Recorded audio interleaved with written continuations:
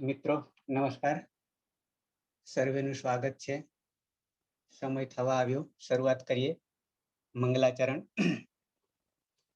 અષ્ટાધ્યાયી જગન્માતા યસ્ય ચિત્તાત સમુત્થિતા વેદાનામ ઉપકારાય તસ્મૈ પાણિનયે નમઃ. સર્વેનું સ્વાગત છે. મેં એક સૂચના મૂકી હતી તમને પૂર્વ સંધ્યાએ, એટલે કે આ સંધ્યાએ, જેમાં ઘણા બધાએ અમલ કર્યો છે, ઘણા બધા નથી પણ દેખાતા. પણ એક તમારા હિત માટે થોડોક મારો સમય આપું છું, આપના કલ્યાણ માટે. કે શરૂઆત મેં જાહેરાત કરી ત્યારે પણ એક સૂચના મેં લખી હતી, મૂકી હતી, છતાં ફરીથી યાદ કરાવી દઉં છું આપના માટે. કે આમાંથી ઘણા બધા વાલા શિક્ષકો છે અને મિત્રો અધ્યાપકો પણ છે. તો આ શિક્ષકો અધ્યાપકોને ખ્યાલ છે કે આપણે જ્યારે ક્લાસરૂમમાં ભણાવતા હોઈએ ત્યારે વિદ્યાર્થીઓનું ચિત્ત, મન કે બુદ્ધિ એ આપણી સાથે ઓતપ્રોત રહે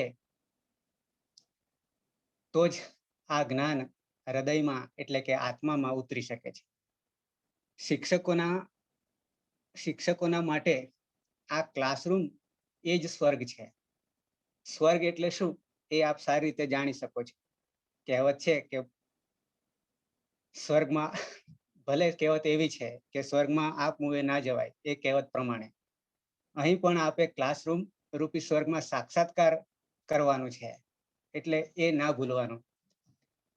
બીજું કે ચાલુ ક્લાસ દરમિયાન આપને કોઈનો ફોન આવે, તમે એકબીજાને મેસેજથી આપલે કરતા રહો, ઘરમાં કોઈની સાથે વાતો કરતા રહો કે કંઈ પણ કરતા રહો, તો તમારો તપોભંગ થાય છે. અને તપોભંગ થાય એટલે શું થાય એનું પરિણામ તમે જાણો છો. એટલે સ્વર્ગ મળે નહીં, યાની નર્ક મળે. ઘણાને એવી ચિંતા હોય છે કે કોઈ મારું રૂપ હરી જાય રાવણની જેમ, કે આવી બધી કુશંકાઓ તમારામાં રહેલી હોય તો આવી બધી કુશંકાઓ રાખ્યા વગર આપણે માત્ર જ્ઞાનનું જ હરણ કરવાનું છે.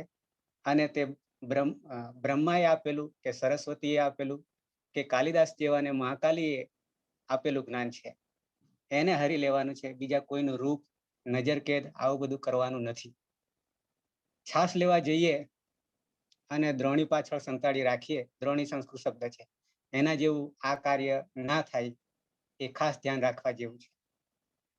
એટલે ક્યાં છાસ અને ક્યાં બ્રહ્મ જ્ઞાન, આ જ્ઞાનથી જ સ્વર્ગ કે મોક્ષ સુધી જવાનું છે. તેથી પહેલા પોતાનો આત્મ સાક્ષાત્કાર કરવો જરૂરી છે. ઘણાને એમ થાય કે મારી અવસ્થાને કોઈ જોઈ જાય તો યાદ કરી લેવાનું કે આપણે કઈ અવસ્થામાં આવ્યા હતા અને કઈ અવસ્થામાં જવાના છીએ. અને એ રીતે કબીર સાહેબે સરસ કહ્યું છે કે કેવી રીતે આવ્યા હતા અને કેવી રીતે ગયા હતા. તો આ રીતે ખરી તમને યાદ કરાવી દઉં છું કે આવું ન થાય. બીજું, આપણું લક્ષ્ય માત્ર આત્મ સાક્ષાત્કાર તરફ જ રાખવાનું છે. એના માટે આત્મ સાક્ષાત્કાર ખૂબ જ જરૂરી છે. પરમાત્માને મેળવવા માટે તપ કરીએ, પણ પહેલા પોતે જ દર્શન ના આપે તો ક્યાંથી મળવાના છે. આ બધાનો હેતુ મારો એટલો જ છે કે આપનું ધ્યાન ભંગ નહીં થાય.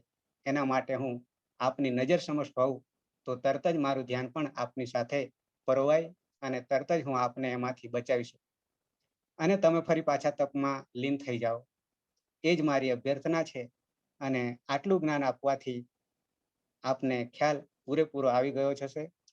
ક્લાસરૂમમાં કોઈ છોકરું ડિસ્ટર્બ કરે તો આપણે તરત જ એના પર એક્શન કે ટકોર કરીએ છીએ એના લાભ માટે. એટલે આપ કોઈ પણ અવસ્થામાં હો, કોઈનું હરણ કરવાનું નથી, માત્ર જ્ઞાનનું જ હરણ કરવાનું છે. મન બુદ્ધિ ચિત્તને ધ્યાન કેન્દ્રિત કરવાનું છે. અને એ પણ આપના દર્શન થતા હશે તો આપને પણ લાગશે કે આપણને જગત જોઈ રહ્યું છે, એનો ડર પણ આપોઆપ આવશે. બીજી બાજુ વિડીયો બંધ હશે એટલે કે આપણું મન બુદ્ધિ અને ચિત્ત બીજે બધે નજર ડાફેરા મારશે. એ ના થાય એટલે આ બ્રહ્મ જ્ઞાન તમને આપ્યું છે. માત્ર જ્ઞાનની ચિંતા, વિચાર કરવો બીજા બધા શું કરશે મને જોઈને, એ વિચાર આ જગ્યાએ અયોગ્ય, અસ્થાનીય છે. વિચારતા પહેલા આપણે જ યોગ્ય છે કે કેમ એ વિચાર લેવાનું, પછી બીજાનું વિચારવાનું, તો તરત રસ્તો મળી જાય. જીવનમાં કોઈ પણ ઉત્તમ કાર્ય કરવા તરફ જઈ રહ્યા હોઈએ ત્યારે આપણી પૂર્વ તૈયારી, આપણે કેવી રીતે મન બુદ્ધિ ચિત્તને કાયાને સમજીએ છીએ, એવું જ આ જીવનનું ઉત્તમ કાર્ય છે. મંદિરમાં જઈએ તો પણ ચર્મચક્ષુ બંધ નથી કરવાના. આપણે ભગવાનના દર્શન કરવા જઈએ છીએ, એની જગ્યાએ ભગવાન આપણા દર્શન કરે એવું થઈ જાય. એટલે ચર્મચક્ષુને જ દિવ્ય ચક્ષુ બનાવવાના છે અને એ રીતે આપણે જ્ઞાન મેળવવાનું છે. તો આટલી એક મારી સૂચના હતી, નમ્ર સૂચના હતી, કોઈ ખોટું ના લગાડતા. અને આ રીતે આપણે આગળ વધીશું. તો હવે મૂળ વાત પર આવીએ આપણે કે લટ લકાર પરસ્મય પદના પ્રત્યયો આપણે બનાવી દીધા હતા, પણ એમાં 3 પ્રકારના પ્રત્યયો બને છે. બહુ ધીરજતાથી હું ચાલીશ અને તમને સાક્ષાત્કાર થઈ જશે એ રીતે જ હું ચાલીશ. બરાબર છે? તો લટ લકાર એટલે વર્તમાન કાળ, પણ સંસ્કૃત જગતમાં લટ લકાર વર્તમાન કાળ કોને કહીએ છીએ એ તમને મેં એ રીતે કહ્યું કે ક્રિયા આપણે ચાલુ કરીએ છીએ ત્યારે એ ક્રિયા જ્યાં સુધી પૂરી નહીં થાય ત્યાં સુધી એ લટ લકાર જ રહે છે. હવે લટ લકાર પરસ્મય પદ અને આત્મનેપદ એમાં 3 પ્રત્યયો બની રહ્યા છે. 3 પ્રકારના પ્રત્યયો બની રહ્યા છે. કેવી રીતે 3 પ્રકારના પ્રત્યયો બની રહ્યા છે? તો જે બનાવ્યા છે એ બનાવ્યા એમાં અદંત અંગના બનાવ્યા છે. સહેજ યાદ કરાવી લઉં. અદંત અંગના. અને અદંત અંગ કોને કહેવાય એ પણ તમને મેં માહિતી આપી દીધી છે.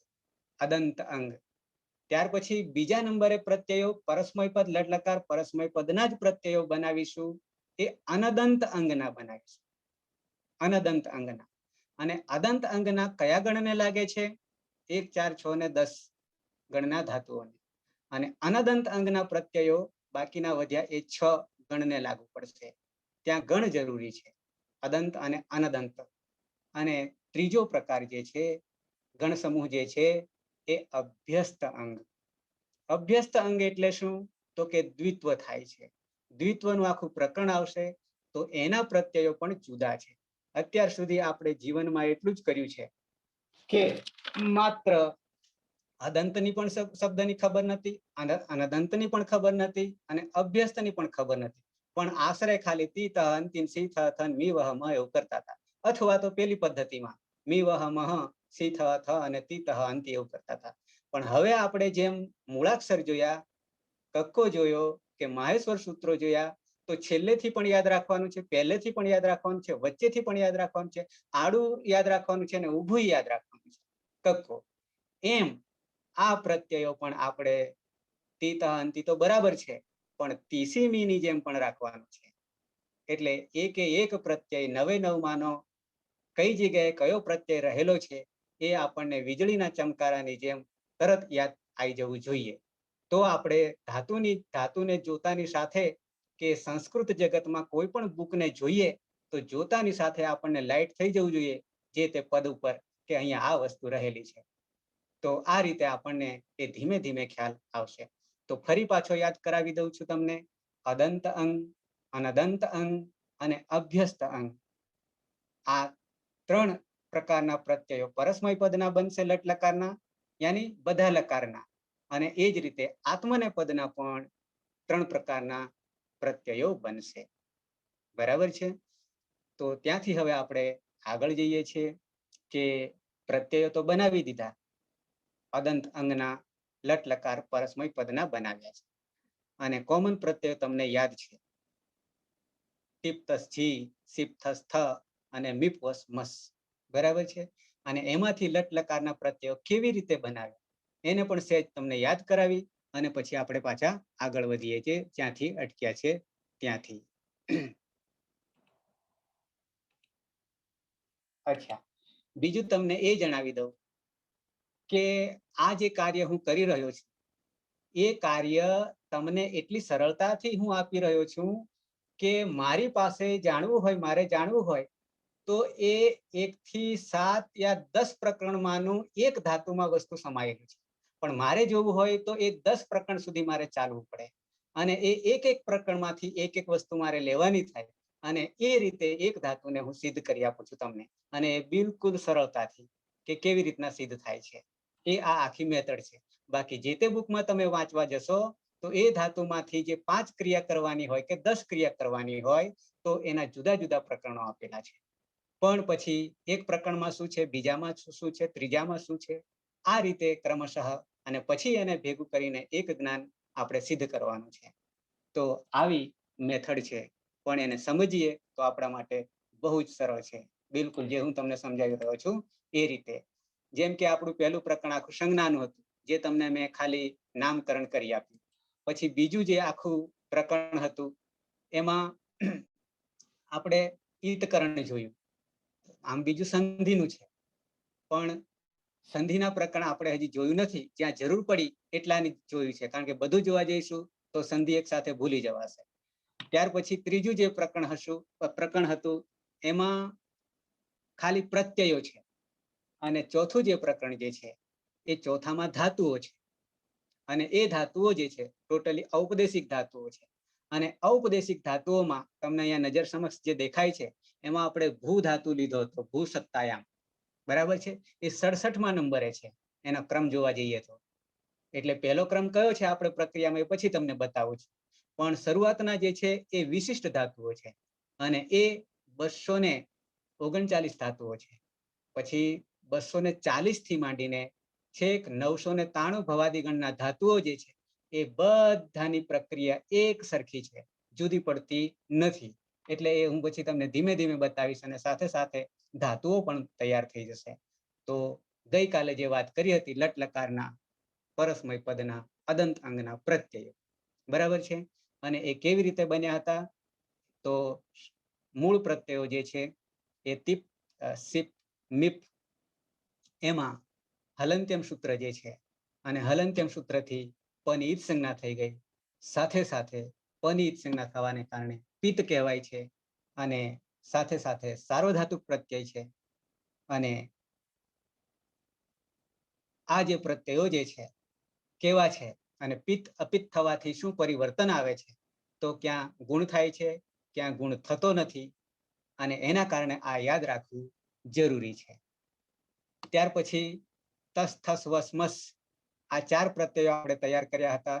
જેમાં સ રહેલો જે છે એ સની ન વિભક્ત તુષ્મા સૂત્ર રોકી લે છે. એ હલંત્યમ સૂત્રનું અપવાદ છે. અને છેક આપણે વિસર્ગ સુધી પહોંચીએ છીએ, કારણ કે સસજુ સ્વરૂહુ ઋત્વ કરીએ છીએ, એટલે કે ર આવે છે, અને ર છેલ્લે આવવાથી રમાં એટલે રૂમાઈ પાછો ઉપદેશે અચ અનુનાસિક ઈદથી ઈદ સંજ્ઞા થઈ જશે. અને ખરવસાનયો વિસર્જનીય સૂત્રથી પછી આપણે એને વિસર્ગ કરીએ છીએ. અને આજ જે ખરવસાનયો વિસર્જનીય, ધારો કે રામ પ્રાતિપદિક છે, અને રામને આપણે પ્રથમા વિભક્તિ એક વચન સુપ્રત્યય લગાવીએ તો શું ચંદ્રબિંદી વાળો છે. સેજ તમને માહિતી આપી દઉં તો. અને એ ચંદ્રબિંદી વાળો હોવાને કારણે ત્યાં પણ સ હલંત વત્તા ઉ ચંદ્રબિંદી વાળો થઈ જશે. અને ચંદ્રબિંદી વાળો એટલે કે અનુનાસિક થઈ જશે. અને અનુનાસિક થવાથી ઉપદેશે અચ અનુનાસિક ઈથી લોપ થઈ જશે. એટલે સહલંત બચશે. હવે સહલંત બચ્યો એટલે હવે ઈતકરણ થશે નહીં. તો બાકીની પ્રક્રિયા અહીંયા મેં જે બતાવી એની એ જ પ્રક્રિયા ત્યાં લાગુ પડશે, અને ત્યાં વિસર્ગ આવીને ઉભો રહેશે, અને પરિણામે રામ સિદ્ધ થઈ જશે. તો શુપમાં પણ આ જ પ્રક્રિયા જે ધાતુમાં કરીએ છીએ એવી ને એવી પ્રક્રિયા શુપ પ્રત્યયો 21 પ્રત્યયોમાં પણ લાગુ પડશે. એટલે બંને વિભક્તિ કહીએ છીએ, અને એ રીતે ચાલીએ છીએ. સાથે સાથે વૈદિક અને સંસ્કૃત બંનેને સાથે લઈને ચાલીએ છીએ. તો જી પ્રથમ પુરુષ બહુવચનમાં જોંતઃ સૂત્રથી આપણે એને અંતિ કર્યો હતો, અને અંતિમાં જે જોંતમાં અંત કર્યો હતો, અને અંત આદેશ કર્યા પછી જે અહીંયા જીવ પ્રત્યય હોવાને કારણે આપણે અંતિ કર્યો હતો. તો ત્યાં સુધી આપણને પ્રત્યયો કેવી રીતે બન્યા, પણ કયા પ્રત્યયો? લટ લકાર પરસ્મય પદ, એટલે કે વર્તમાન કાળના. ત્યાં સુધી આપણને ક્લિયર થઈ ગયું. હવે જ્યારે રૂપો બનાવીએ છીએ ત્યારે રૂપો બનાવતી વખતે શું નવું ઉમેરાય છે એ આપણા માટે ખૂબ જરૂરી છે. અને એ ક્યાં આપણને કામ આવશે? તો કે જે તે ધાતુ છે, અને એ જે તે ધાતુમાં અંગ કેવું બને છે, અંગ કેવું બને છે એના પર ડિપેન્ડ કરે છે. એ ખાસ ધ્યાન રાખજો કે અંગ કેવું બની રહ્યું છે. બરાબર છે. તો અંગ બનાવવામાં જો આપણે ચૂક્યા, સાવધાની હટી તો દુર્ઘટના ઘટી, એ આપણને સીધું લાગુ પડી જશે. એટલે અંગ બનાવવાનું કાર્ય ખૂબ જ અગત્યનું છે. અને અંગ બનાવવાનું કાર્યમાં આપણે ક્રમ એવો રાખ્યો છે કે જે ધાતુઓનો ક્રમ છે એ ધાતુઓના ક્રમમાં આપણે અકારાદી ક્રમમાં ચાલીએ છીએ. પણ ભવાદી ગણ જે છે એ ભવાદી ગણમાં પહેલો ગણનો ધાતુ ભૂ હોવાને કારણે આપણે પહેલો લીધો છે. પણ પછી આપણે અકારાદી ક્રમમાં જઈશું. એ જ રીતે દરેક ગણમાં જ્યારે પ્રવેશ કરીશું ત્યારે પોતાનું નામકરણ જે કર્યું છે જે તે ધાતુને એને પહેલો લઈશું અને પછી બાકીનાને આપણે અકારાદી ક્રમમાં જઈશું. એટલે એ ક્રમ આપણા માટે યોગ્ય ક્રમ છે, જેથી તમને પ્રક્રિયા કરવામાં વચ્ચે ક્યાંય તકલીફ ના પડે. અને નામકરણમાં પણ આપણે જે લકારના નામકરણ કરીએ ત્યારે અકારાદી ક્રમમાં કરીએ છીએ, પણ જ્યારે રૂપ સિદ્ધિ કરીએ છીએ ત્યારે પ્રક્રિયાના ક્રમમાં કરીએ છીએ. એટલું ખાસ તફાવત પડે છે. નહીં તો લટ પછી સીધો લીટ આવે, કારણ કે અ પછી ઈ આવે. તો લટ અને લીટ બંને વચ્ચે આબ જમીનનું અંતર છે. પેલો લટ કર્યો અને સીધા લીટ કરવા જઈએ તો એની આખી પ્રક્રિયા જ અલગ છે. એટલે એવું ન થાય એટલા માટે આપણે લટ પછી લઈએ છીએ, લઅંગ લઈએ છીએ. એ જેમ જેમ આવતું જશે તેમ તેમ આપણને ખ્યાલ આવતો જશે. તો હવે જ્યાંથી હું અટક્યો હતો ત્યાંથી હું આગળ વધુ, એટલે કે આપણે ભૂ ધાતુને સમગ્ર પ્રક્રિયા તમને બતાવીશ. એટલા માટે બતાવીશ કે ક્યાં ક્યાં સાવધાની રાખવાની જરૂર છે એટલા માટે. તો જોઈએ, પેલું ભવતી તો આપણે સિદ્ધ કરી દીધું. કેવી રીતે? તો કે ભૂ ધાતુ પછી ભને છૂટો પાડ્યો એટલે કે આનુપૂર્વી કરી ભ વત્તા ઉ, બરાબર છે. તો ઉ જે છે એ દીર્ઘ ઉ છે, સાથે સપ વિતરણ પ્રત્યય છે, અને પાછળ તીપ એ આપણો કોમન પ્રત્યય છે. અને તીપમાંથી આપણે લટ લકારનો પ્રત્યય બનાવ્યો. કેવી રીતે? તો કે પ ની હલંત્યમ સૂત્રથી ઈટ સંજ્ઞા કરી દીધી એટલે તી બચ્યો, તો તી પ્રત્યય બની ગયો. આટલું જ કામ છે. સાથે સાથે સપ વિતરણ પ્રત્યયમાં પણ પ ની ઈટ સંજ્ઞા થઈ અને સ ની પણ ઈટ સંજ્ઞા થઈ. લશક તદ્ધિતે સૂત્રથી અ બચ્યો. હવે એની સાથે બીજું કાર્ય શું જોડાયું? તો કે તીપમાં પ ની ઈટ સંજ્ઞા થવાને કારણે પિત્ત કહેવાયો. સાથે સાથે આ પ્રત્યય જે છે એ પ્રત્યય કેવા પ્રકારનો છે? તો કે સાર્વધાતુક છે. કેમ સાર્વધાતુક છે? તો કે તિયંસિત સાર્વધાતુકમ. એ સૂત્ર જ આપણને કહી દે છે, તિયંસિત સાર્વધાતુકમ. એટલે સાથે સાથે તિયંગ આ સાર્વધાતુકનો છે. બાકીના 6 લકારને, કયા 6 લકારને? આ જ ટીપુ પ્રત્યય 6 લકારને, એટલે કે આપણા 4 લટ, લઅંગ, લોટ અને વિધિલિંગ સિવાયના લકારો છે, એને આ ટીપ લાગશે ત્યારે એ આર્ધધાતુક ગણાશે. અત્યારે સાર્વધાતુક છે, એ પણ ધ્યાન રાખીશું. કેમ સાર્વધાતુક અને આર્ધધાતુકનું ધ્યાન રાખવાનું છે? તો કે આર્ધધાતુક લકારો કરીશું ત્યારે વિકર્ણ પ્રત્યય નહીં બેસે, ક્યારેય નહીં બેસે.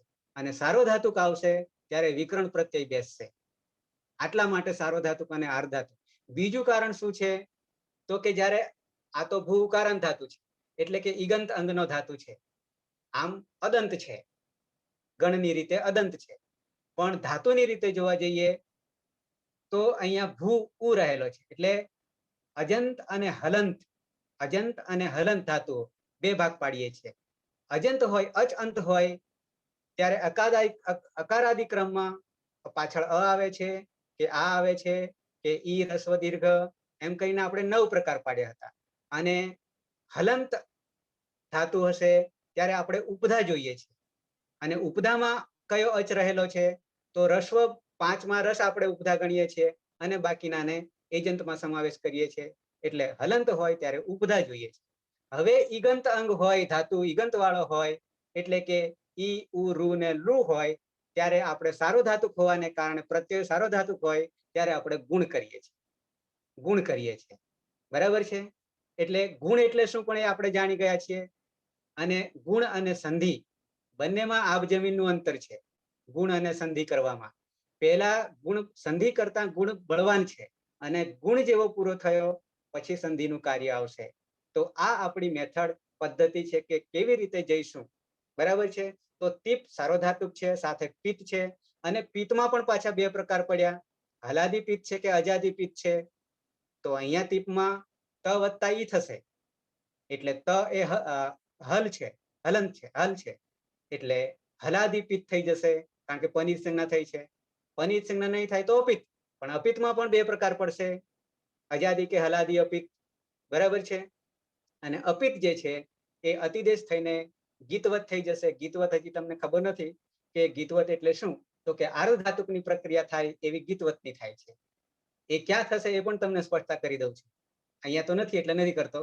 હવે સપ જે છે તો શપ વિકરણ પ્રત્યયમાં પણ પિત્ત છે, સાર્વધાતુક તો છે જ, કારણ કે શનિ સંજ્ઞા થઈ છે એટલે સાર્વધાતુક બની સ્થિત હોવાને તિયંગ સ્થિત સાર્વધાતુક, એટલે શનિ સંજ્ઞા થવાને કારણે વિકરણ પ્રત્યય પણ સાર્વધાતુક બની ગયો, અને પનિત સંજ્ઞા થવાને કારણે એ પણ પિત્ત બની ગયો. પણ હલાદી છે કે અજાદી છે, તો આપણે પ્રક્રિયા કરતા હિતકરણ કરતા અ બચે છે, અને અ એ અચ છે એટલે અજાદી પિત્ત બની ગયો છે. બરાબર છે. એટલે આ બંને જ્યાં સુધી ગુણની પ્રક્રિયા પૂરી નહીં કરીશું ત્યાં સુધી સંધિ નહીં કરી શકીશું, કારણ કે આ પ્રત્યયો જ એવા છે કે જે આપણે ગુણ કરવા માટે લાયક છે. અચ્છા, અને પછી આપણે ધાતુ તરફ જઈએ છીએ. પાછળથી આપણે કક્કો પણ શીખ્યા ત્યારે પાંચમી હરોળ પહેલી શીખ્યા હતા. એવી જ રીતે અહીંયા ધાતુને પ્રત્યય કયો લાગ્યો છે એના પર ડિપેન્ડ કરે છે, અને પછી ધાતુ તરફ જઈએ છીએ એટલે પાછળથી આગળ જઈએ છીએ. એટલે એ દરેકમાં કોમન પદ્ધતિ છે, પ્રક્રિયા છે. તો આ રીતે હવે આપણે નીચે આવ્યા, તો નીચે આવ્યા ત્યારે ભ વત્તા ઉ. હવે ઉનો આપણે ઓ કેમ કર્યો એના માટે જવાબદાર કોણ છે? ઓ કરવા માટે જવાબદાર કોણ છે? તો પાછળ બેઠેલો શપ એ સાર્વધાતુક પણ છે અને સાથે સાથે પિત્ત પણ છે. બે એક સાથે કાર્ય આપણને, અને બે એક સાથે થવાને સપની પાછળ પણ સાર્વધાતુક અને પિત્ત બેઠો છે, એટલે આ બંને એક ગુણ કરવા માટે આપણને પ્રેર્યા છે, અને પરિણામે આપણે એનો ઓ કર્યો છે, ગુણ કર્યો છે. બરાબર છે. એનું સૂત્ર એવું આવે છે કે સાર્વધાતુક આર્ધાતુ કયો હો, આવું સૂત્ર છે. સાર્વધાતુક આર્ધાતુ કયો હો ઇગંત અંગસ્ય ગુણો ભવતી. ઇગંત અંગ, કારણ કે ઇગંત છે, ઇગંત એટલે ઇક પ્રત્યય છે. ઇક પ્રત્યયમાં ઈ ઉ રૂ અને લુ આવે છે, પરિણામે અહીંયા ઉ આવ્યો છે, અને ઉનો આપણે ગુણ કરીએ તો ઓ થઈ ગયો. હવે ઓ થઈ ગયો એટલે આપણે ગુણનું કાર્ય પૂરું થઈ ગયું, ગુણનું કાર્ય પૂરું થઈ ગયું. હવે આપણે ઓનો પછી હવે વિચારવાનું, એના પછી સંધિ વિચારવાની રહી, એના પછી સંધિ વિચારવાની રહી. તો સંધિમાં અયાદી સંધિ આપણે કરી હતી, એ તમને મેં આગળ કહી દીધી છે. એટલે અયાદી સંધિથી આપણને એચો અયવાયાવહ, એચો અયવાયાવહ, બરાબર છે, જેમાં 4 અચ આવે છે, અને એ ચારે 4 અચના સૂત્રની અંદર શું શું પરિવર્તન થાય છે એ આપણે ઓલરેડી જોઈ ગયા છીએ. બરાબર છે. છતાંય નહીં ખબર પડે તો હું એક એક વસ્તુ કરીને બતાવીશ તમને, માત્ર તમને ખ્યાલ આવવો જોઈએ એ મારા માટે મહત્વનું છે. તો આપણે એચો અયવાયાવહમાં આપણે ઓનો કર્યો હતો, અવ થાય છે, અવ થાય છે. બરાબર છે. અને અવ કર્યા પછી એ ભ હલંત છે એમાં અ ઉમેરી દીધો એટલે ભ બની ગયો, આખો બની ગયો. અને અવમાં રહેલો વ હલંત છે, અને એ વિકરણ પ્રત્યયના અમાં નાખી દઈએ, અથવા વિકરણ પ્રત્યયનો અ વમાં નાખી દીધો તો ભવ આખું થઈ ગયું. અને એ ભવ બન્યું એ અંગ બન્યું. કેવું અંગ બન્યું? તો કે અદંત અંગ બન્યું, અનદંત નહીં, અદંત અંગ બન્યું. બરાબર છે, કે પાછળ અ આવી ગયો છે, અને એ પછી આપણને તી પ્રત્યય હિતકરણ કર્યા પછી આપણને સિદ્ધ થઈ ગયેલો છે, અને તીને આપણે જોડી દઈએ એટલે ભવતી બની ગયું છે. હવે આ ભવતી જે છે એનો અર્થ પણ સાથે જાણવો પડે, અર્થ પણ જાણવો પડે, કારણ કે આપણા માટે તો મૂળ તો આ વસ્તુ છે, સિદ્ધકરણ. અર્થ જ્યાં સુધી નહીં ખબર પડે ત્યાં સુધી આપણને સિદ્ધ થાય નહીં. તો ભૂ ધાતુનો અર્થ હોવું થાય છે. સત્તાયામ, ભૂ સત્તાયામ, ભૂ સત્તાયામ હોવું. અને આ ધાતુને પહેલો જ કેમ લીધો એ પણ તમને મેં બતાવી દીધું છે કે સૃષ્ટિની ઉત્પત્તિ પહેલા થાય અને પછી બાકીનું થાય, એટલે ભૂ ધાતુમાં પહેલો લીધો છે. અને આપણું દરેક નામ છે કે કંઈ પણ છે એ ધાતુમાંથી જ જન્મ્યા છે. એ આપણને નિરુક્ત ભણાવી દીધું છે. સર્વાની નામાની આખ્યાત જાની, આવું વાક્ય નિરુક્તમાં આવે છે. બરાબર છે. તો આ રીતે પહેલું કામ ભૂ ધાતુનું છે. પછી અકારાદી ક્રમમાં આપણે ચાલીશું. ઓકે, તો ભવતી રૂપ બન્યું એ પ્રથમ પુરુષ એક વચન છે, એક વચન છે, એટલે થાય છે. ભવતીનો અર્થ શું થશે? થાય છે. હવે આપણે દ્વિવચનનું સિદ્ધ કરવા તરફ જઈ રહ્યા છીએ, પણ સાથે સાથે તમને હજી એ માહિતી આપી દઉં કે જ્યારે બીજો ગણ આ થાય છે કે એ ક્યાં ક્યાં વપરાય છે એ પણ સહેજ તમને બતાવી દઉં. તો ભૂ પહેલા ગણમાં આવે છે, હોવું, અસ્તિત્વ ધરાવવું, થાય છે, તે થાય છે. અથવા નામ કરીએ તો રમેશ નામ લઈએ તો રમેશ ભવતી, રમેશ થાય છે. આવું અર્થ કરી શકે. સર્વનામ વાપરીશું તો સર્વનામમાં લિંગ પ્રમાણે જવું પડશે. જો પુલ્લિંગ હોય તો સહ, સ્ત્રીલિંગ હોય તો સા, અને નપુંસકલિંગ હોય તો તદ. એ હજી આપણે જાણવાનું બાકી છે. પણ સર્વનામ લઈશું તો આ ત્રણેય લિંગમાં જુદા જુદા રૂપો ચાલશે. પણ નામ હોઈશું તો નામમાં પણ પુલ્લિંગ સ્ત્રીલિંગના પુષકલિંગમાં જુદું જુદું ચાલશે. બરાબર છે. પછી આ ભૂ ધાતુ માટે આત્માને પદમાં પણ ધાતુ છે વૃત્ત વર્તતે. વૃત્ત વર્તતે આત્માને પદમાં એ પણ વૃત્ત ધાતુ છે, વર્તતે છે.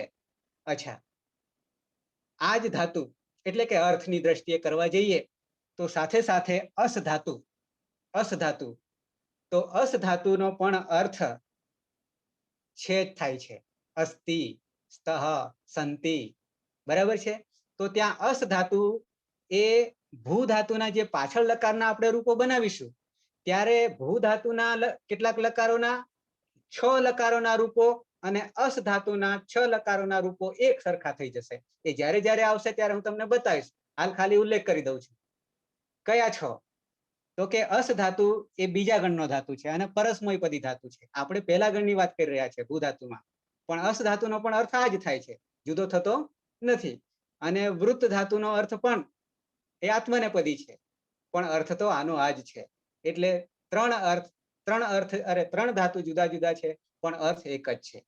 તો લૂંટ એટલે સામાન્ય ભવિષ્યકાળ અસ ધાતુમાં, લીટ પરોક્ષ ભૂતકાળ, લૂંટ લૂંટ સ્વસ્તન, સ્વસ્તન કાળ એટલે આવતીકાલ ભવિષ્યકાળ, સ્વસ્તન ભવિષ્યકાળ, આશીર્લિંગ, લુઅંગ એટલે સામાન્ય ભૂતકાળ અને લુઅંગ ક્રિયાથી પત્યર્થ એટલે કે જો અને તો. આ 6 લકાર માટે અસ ધાતુ અને ભૂ ધાતુના રૂપો એક સરખા થઈ જશે, એમાં જુદા પડશે નહીં. પછી જ્યારે ક્રિયા આવશે ત્યારે હું બતાવીશ તમને. માત્ર અસ ધાતુમાં 4 જુદા પડે છે, એમાં લઠ, લોટ, લઅંગ અને વિધિલિંગ. એટલે કે આ સાર્વધાતુક તિયંગ પ્રત્યયો છે એટલા જ જુદા પડશે, પણ એ ક્યાં? અસ ધાતુમાં. એ અદાદી ગણ બીજો ગણ આવશે ત્યારે એને આપણે યાદ કરીશું. પણ આ તો સહેજ તમને માહિતી મેં આપી દીધી. તો હવે આગળ વધીએ, આપણે પ્રથમ પુરુષ દ્વિવચનના રૂપ તરફ જઈએ. બરાબર છે.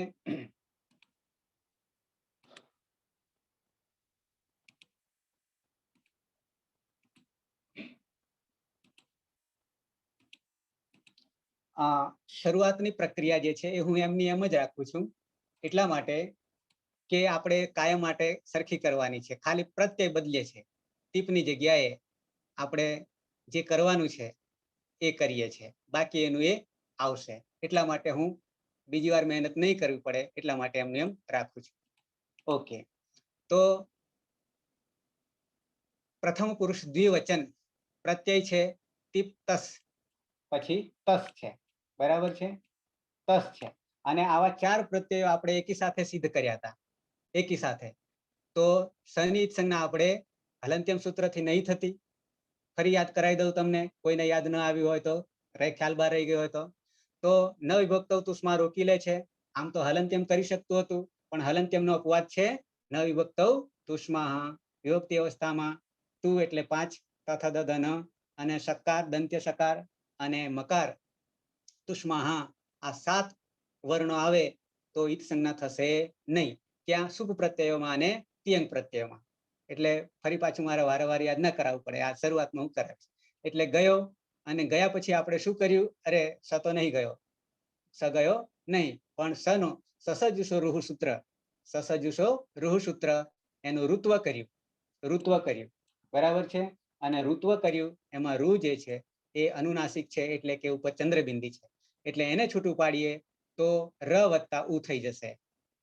બરાબર, ર વત્તા રહલંત, રહલંત વત્તા ઉ ચંદ્રબિંદી વાળો છે.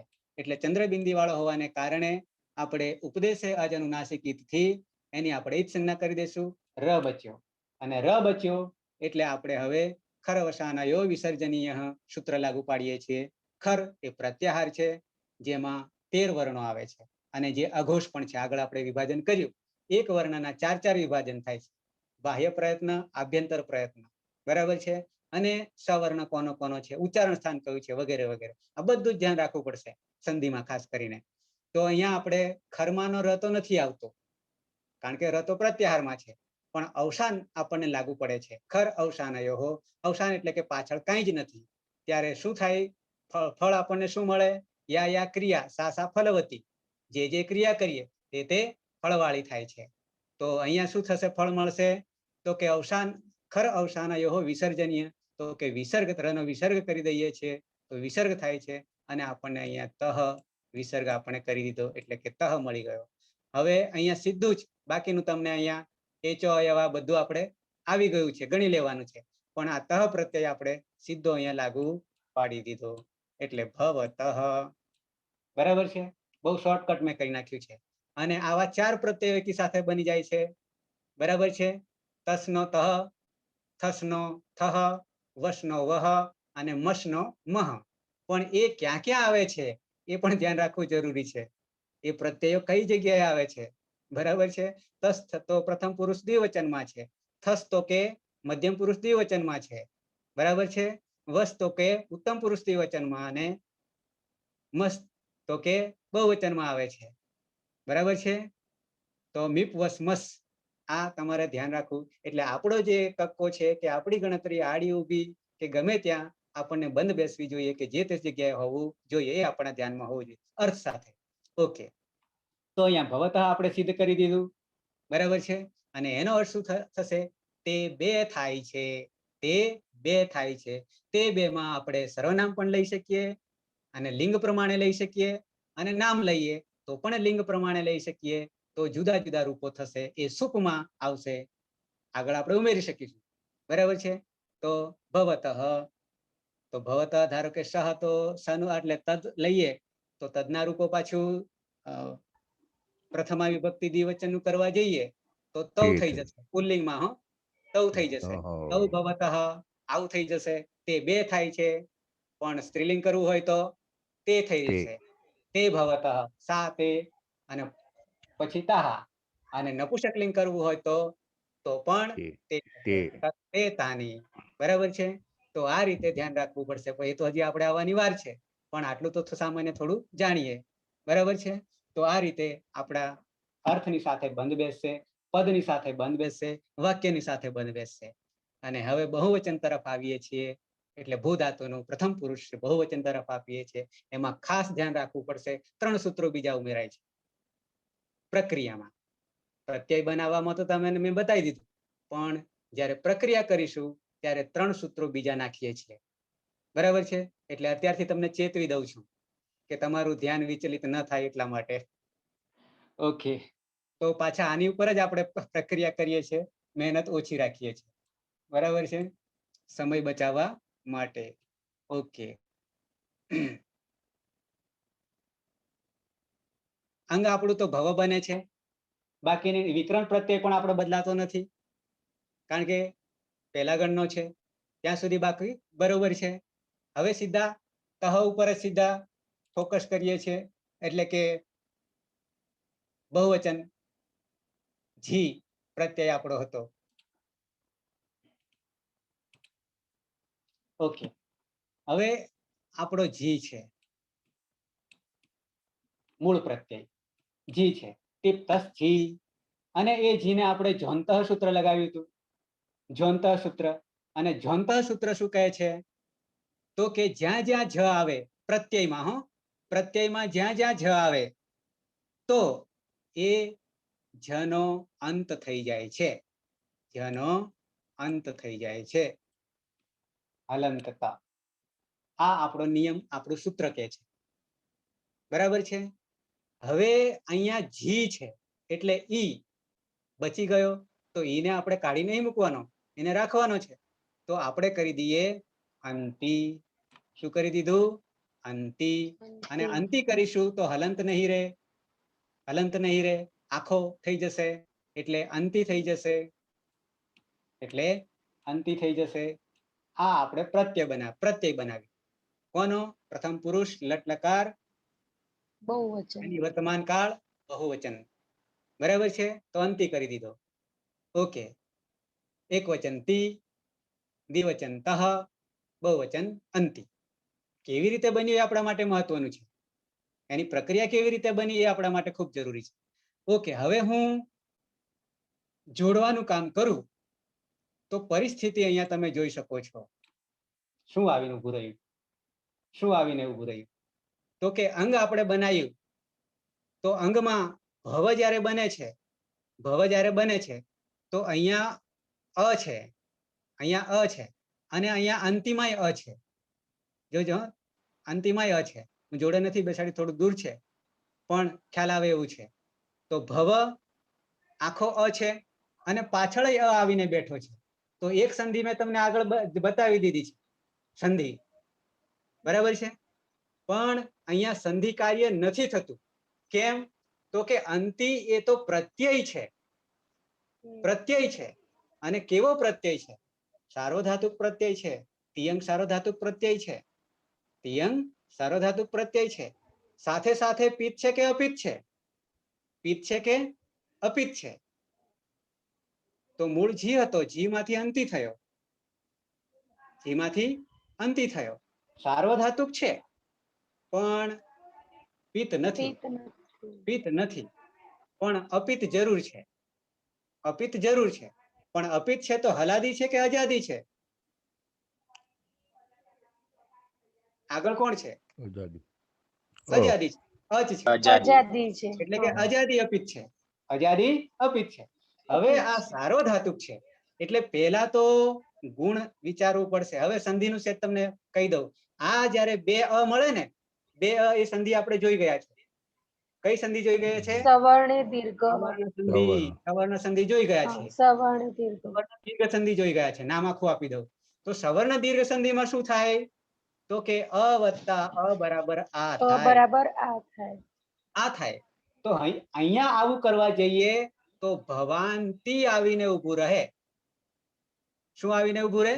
ભવાંતિ આવીને ઉભું રહે. પણ આવું તો નથી થતું. કેમ નહીં થતું? કેમ નહીં થતું? તો અહીંયા પેલા ગુણ બળવાન છે અને પછી સંધિ, પછી સંધિનો વારો આવશે. જોઈએ, કારણ કે અવિકરણ પ્રત્યય એ પણ સાર્વધાતુક છે અને પિત્ત છે પોતે. અહીંયા ભલે અપિત્ત છે પણ અહીંયા તો બેઠો છે. એટલે આપણે સંધિ નહીં કરવાની, પહેલા ગુણ કરીએ છીએ. ગુણમાં એક સૂત્ર તમને બતાવી દઉં છું. અતો ગુણે આવું સૂત્ર છે. અતો ગુણે સૂત્ર જ તમને બતાવી દઉં જેથી વધારે ખ્યાલ આવે.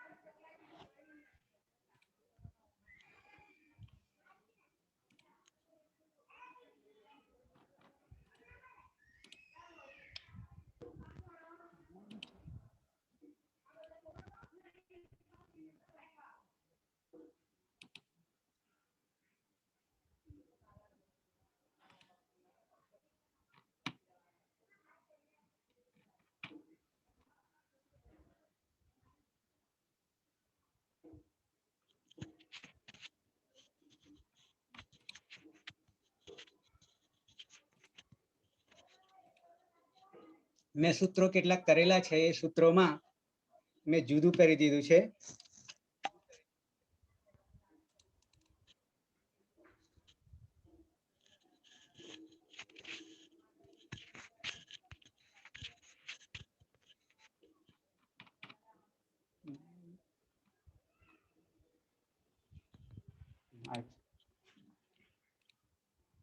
ઓકે, આ એક સૂત્ર છે, આ એક સૂત્ર છે. એટલે મેં જે 3 સૂત્રોની તમને વાત કરી કે 3 સૂત્રો નવા ઉમેરાશે પ્રક્રિયામાં, તો એ પ્રક્રિયામાં કયા 3 સૂત્રોમાંનું આ પહેલું સૂત્ર, એમાંનું આ પહેલું સૂત્ર અતો ગુણે. અતો ગુણેનો અર્થ કરીએ. અત શબ્દનું અતઃ પંચમી વિભક્તિ એક વચન થયું, પંચમી વિભક્તિ એક વચન થયું, અને ગુણે એ ગુણ શબ્દનું સપ્તમી વિભક્તિ એક વચન થયું. બરાબર. અનુવૃત્તિ આવી રહી છે અપદાંત, એટલે કે આપણી પાસે જે અ બે ભેગા થઈ ગયા એ પદના અંતે નથી, પદના અંતે નથી, અંદર રહેલા છે. એટલે અપદાંત એ અનુવૃત્તિ આવી રહી છે. અને પરરૂપમ, એ પણ અનુવૃત્તિ આવી રહી છે, આગલા સૂત્રોમાંથી આવી રહી છે. અને અચી, અચી એટલે અચ પ્રત્યાહાર, અચ એટલે નવે નવ સ્વરો. અચી સપ્તમી વિભક્તિ એક વચન છે, એટલે અચ પરમાં હોય ત્યારે, અચ પરમાં હોય ત્યારે આ અનુવૃત્તિ, ત્રણ અનુવૃત્તિ આવી રહી છે. પદના અંતે નહીં હોય એવો અપદાંત. અને અધિકાર સંહિતાયામ એટલે સંધિનું પ્રકરણ છે, સંધિનું પ્રકરણ છે. અને પછી કહે છે અધિકાર એકહ પૂર્વપરયોઃ, એકહ પૂર્વપરયોઃ એટલે કે આગલો અને પાછલો બંને એક થઈ જાય છે. આગલો અ અને પાછલો અ, પૂર્વપરયોઃ, પૂર્વ અને પર એ બંને એક રૂપ થઈ જાય છે. સાથે સાથે હું તત્વજ્ઞાન વેદાંતની ભાષા પણ આમાં આવી જાય છે. આ વ્યાકરણ માત્ર નથી, એટલે કે શબ્દોનું કે વર્ણોનું જ્ઞાન નથી, સાથે સાથે તત્વજ્ઞાન પણ આપે છે. કેવી રીતે આપે છે? હવે કે છે ખાલી અર્થ જ હું કરું છું. અતોગુણેનો, અતોગુણેનો અર્થ કરું છું. અતોગુણે એમ કે છે એમાં અત તપરકરણ કર્યું છે. પંચમી વિભક્તિ તો લાગી, પણ સાથે સાથે તપરકરણ અત એ પદ છે અને એનું તપરકરણ થયું. તપરકરણ થયું એટલે તપરસ તત્કાલસ્ય સૂત્ર આપણે આગળ જોઈ ગયા હતા. એટલે કે એ અત એટલે કે તની આગળનો રહેલો અ છે એ બીજા 17 ભેદો લેવાના નથી. બ્રેક મારી દીધો એટલે એકલો અ લેવાનો છે. અપદાંત બરાબર છે અત. તો અ જે છે પદાંત નહીં પણ અપદાંત અકાર એ જ્યારે ગુણ થાય છે ત્યારે પરરૂપ વાળો અને પૂર્વરૂપ એ બંને એક જ થઈ જાય, એક જ થઈ જાય છે. કેમ? ગુણમાં આપણે અદેંગ ગુણ સૂત્ર જોઈ ગયા આગળ. અદેંગ ગુણ કોનો કોનો ગુણ થાય છે? તો અહીંયા બે અ મળ્યા, તો બે અ બરાબર એક જ અ, બે અ બરાબર એક જ અ. એટલે અદ્વૈત વેદાંત ની સ્થાપના અહીંયા ગુણમાં કરી દીધી. સાથે સાથે આપણા સંસારમાં જ્યારે પતિ પત્ની મળે છે, લગ્ન થાય છે, ત્યારે બંનેના ગુણો એક સરખા અદ્વૈત હોવા જોઈએ, જુદા ન હોવા જોઈએ. ભલે બંનેના શરીર જુદા, પણ બંનેનો આત્મા એ એક હોવો જોઈએ. એ આપણને અહીંયા શીખવે છે. કોણ શીખવે છે? અતો ગુણે, અતો ગુણે. બરાબર છે. તો આ રીતે અહીંયા એક રૂપ થઈ જાય એટલે આ નથી થતો, પણ અ થઈ જાય છે. તો આ નવું સૂત્ર તમારા માટે આવ્યું, અતો ગુણે. ઓકે.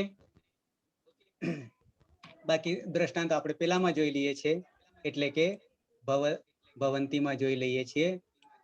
અચ્છા, તો હવે તમને ખબર પડી ગઈ કે બે અ પૂર્વ અને પરયો અતો ગુણેથી શું થાય છે? તો કે એક અ બની જાય છે. તો આપણે એ એક અ બનાવીએ ત્યારે પરિસ્થિતિ શું થઈ ગઈ? તો અંતિ જે છે અને આ બંને ભળી ગયા, બંને ભળી ગયા. તો થઈ જશે ભ વ, આવું થઈ ગયું, આવું થઈ ગયું. હવે હજી બીજા બે સૂત્રો કામ કરી રહ્યા છે. આમ તો જાણે કે આપણને રૂપ મળી ગયું, જાણે કે રૂપ મળી ગયું, પણ ભવંતી જ્યારે લખીએ છીએ ત્યારે આ ન જે છે એ ન શું આવી રીતે લખાશે કે એનો અનુસ્વાર થઈ જશે? અનુસ્વાર થઈ જશે. તો એના માટે એક આવીને કામ ઊભું રહ્યું, એક કામ આવીને ઊભું રહ્યું. તો કે છે, સૂત્ર કે છે, એ સંધિનું સૂત્ર છે. નશ્ચ અપદાંતસ્ય જલી, આવું સૂત્ર આવે છે. હું તમને બતાવી દઉં. નશ્ચ અપદાંતસ્ય જલી.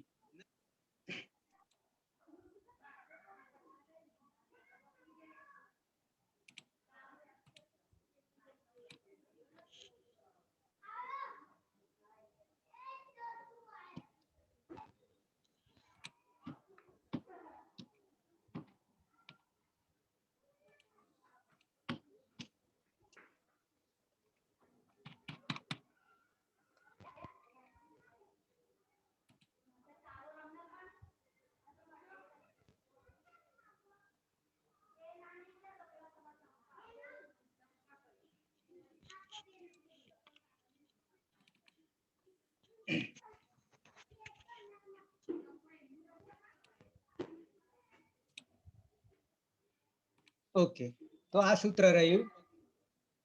અતો ગુણે પછી, અતો ગુણે પછી એ ગુણની પ્રક્રિયા થતી હતી.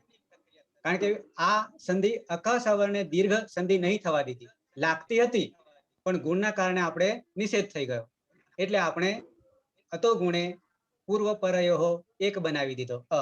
હવે કહે છે કે આપણે જોડી તો દીધું, કાર્ય જાણે કે પૂરું થઈ ગયું, પણ પૂરું થતું નથી, આવીને ઊભું રહ્યું. શું કહે છે કે નશ્ચ પદાંતસ્ય જલી નહ, ષષ્ઠી વિભક્તિ છે, પણ એ ન જે છે ને એ આપણે ભવંતીમાંનો જે ન હલંત આવ્યો ને એ ન નું રૂપ બન્યું છે નહ.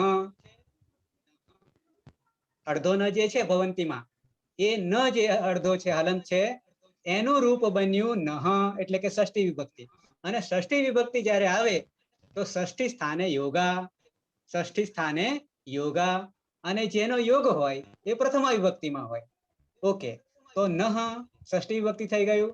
ચ અવ્યય છે, એનો કોઈ અર્થ એટલે કે જોડવાનું કામ કરે છે, આગળથી ઉતરી આવ્યો છે, એટલે અને એટલે આગળ હજી બીજું થયેલું છે. અપદાંતસ્ય, અપદાંતસ્ય પણ ષષ્ઠી છે. કોની? અપદાંતની. અપદાંતની ષષ્ઠી એક વચન છે, અને ષષ્ઠી આવે એટલે પાછું ષષ્ઠી સ્થાને યોગા. એ આંખો મીચીને તરત ષષ્ઠી સ્થાને યોગા. તો ષષ્ઠી વિભક્તિ એક વચન, એની જગ્યાએ યોગ થવાનો છે. કોનો? પ્રથમા વિભક્તિ હોય એનો. અને જલી, અપદાંતસ્ય જલી, અને જલીમાં જે છે ફરી જલ યાદ કરવું પડશે, પ્રત્યાહાર, જલ પ્રત્યાહાર યાદ કરવો પડશે. જભય ગળદસ થી માંડીને હલ સુધી જવું પડશે. બરાબર છે? તો 24 વર્ણો છે. તો સપ્તમી વિભક્તિ એક વચન જલી. જલ પરમાં હોય ત્યારે અનુવૃત્તિ ઉતરી આવી છે મહ અને અનુસ્વારની. અનુસ્વારની અધિકાર છે પદ, પૂર્વત્ર સિદ્ધમ એટલે પાછલા ત્રિપાદીના છે, અને સંહિતા એટલે કે સંધિમાં. હવે આખો અર્થ કરી દઉં હું તમને. શું કે છે કે અપદાંત મકાર હોય કે અપદાંત નકાર હોય, ન હોય કે મ હોય હલંત, ત્યારે જલ વર્ણો પરમાં હોય. જલ વર્ણો કયા? 24. તો આ મેં તમને આગળ દેખાય છે, આ 24 વર્ણો બરાબર છે, જલ વર્ણો છે. એ જલ વર્ણો પરમાં હોય તો આપણી પાસે ભવંતીમાં પરમાં કયો જલ આવ્યો, જલ વર્ણ આવ્યો? તો કે ત આવ્યો છે. ત ક્યાં રહેલો છે? અહીંયા તમે જોઈ શકશો, આ ત છે જે જલ વર્ણ છે. ત જલ વર્ણ છે, 24 માનો એક છે, જલમાનો એક છે, જલના સમૂહમાંનો એક છે, 24 માનો એક છે. તો જલ પરમાં હોય ત્યારે મકાર યા નકાર નો, બે નો, મકાર હોય તો મકારનો અને નકાર હોય તો નકારનો શું થઈ જાય છે? અનુસ્વારનો આદેશ થાય છે. અનુસ્વારનો આદેશ થાય છે. ક્લિયર થઈ ગયું આટલું? અનુસ્વારનો આદેશ થાય છે. તો નશ્ચ પદાંતસ્ય જલી, નશ્ચા પદાંતસ્ય જલી, એ સૂત્રને તમને આ બીજું સૂત્ર મેં નવું ઉમેર્યું સંધિ માટે. આપણું કાર્ય અધૂરું છે, એટલે આપણે હવે શું કરીશું? નનો અનુસ્વાર કરી દઈશું, બનાવી દઈએ. તો શું પરિસ્થિતિ થાય છે? નનો અનુસ્વાર કરી દઈએ. ઓકે, તો કેવી રીતે લખાશે હવે? તો કે લખાશે, હા બીજું તમને કહું, અનુસ્વાર જે છે એ આપણે વર્ણમાળામાં થોડોક ઉલ્લેખ કર્યો હતો. કેવો ઉલ્લેખ કર્યો હતો? તો અનુસ્વાર જે છે અને વિસર્ગ જે છે એ ક્યાં જઈને બેસશે? ક્યાં જઈને બેસશે? તો કે અચ પછી બેસે. અચ પછી બેસે, યાદ રાખજો. અનુસ્વાર અને વિસર્ગ જે છે એ ક્યાં જઈને બેસે? તો કે અચ પછી બેસે. આવું આગળ આપણે સંજ્ઞામાં જોયું છે, તો એને ખ્યાલ રાખવો પડશે. તો જોઈએ, ભ પછી વ હલંત કરવો પડશે. અહીંયા વ હલંત કરવો પડશે. કેમ? તો કે અચમાં બેસે છે, અચમાં બેસે છે. તો અચ અહીંયા કોણ છે? અ બેસે છે. તો અને ન નો અનુસ્વાર કરી દઈએ, અને પછી પી કરી દઈએ, પી કરી દઈએ. તો આવું થશે. આ એ બરાબર નહીં થયું, હજી કામ અધૂરું છે.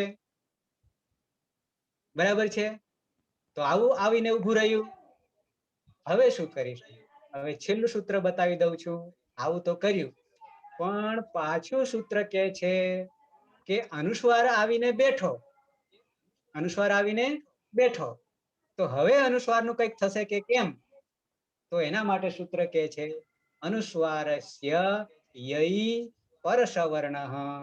બતાવું છું. અનુસ્વારસ્ય યઈ પરસવર્ણ, એ સૂત્ર શું કે છે? પછી આપણું કામ પૂરું થશે. તો તમને બતાવી દઉં છું. સૂત્ર પહેલા બતાવી દઉં.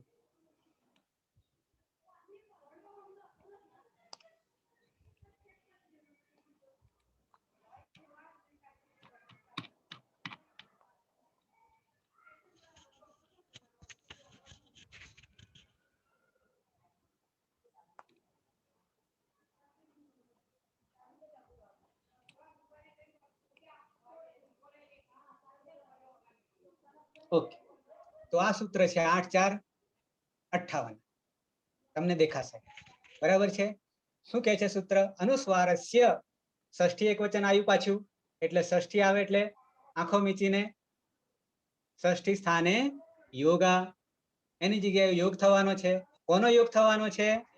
તો કે યઈ, યઈ એ પ્રત્યાહાર છે, સપ્તમી વિભક્તિ યઈ પ્રત્યાહાર છે. ય પ્રત્યાહાર કયો છે? યય, યય, અને યઈ નું સપ્તમી વિભક્તિ એકવચન બન્યું છે.